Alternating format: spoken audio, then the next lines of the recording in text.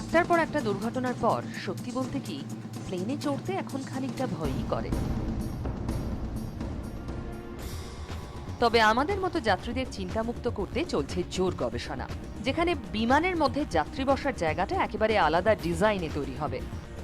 মাঝ আকাশে বিমান বিপদে পড়লেও নির্দিষ্ট অংশ খুলে গিয়ে যাত্রী বোঝাই বক্স আলাদা হয়ে যাবে প্লেন থেকে,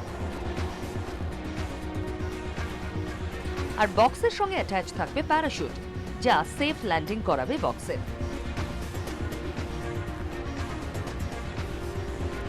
আবার এই বক্স যদি সমুদ্রে গিয়ে পড়ে তাহলেও নিচের অংশ থেকে খুলে যাবে কাঠের পাটাতন, ফলে জলে ভেসে থাকতে পারবে যাত্রী বোঝাই বক্স। বাস্তবে রূপায়িত হলে এই ডিজাইন হবে যুগান্তকারী, আর নিশ্চিন্ত হতে পারবো আমরাও।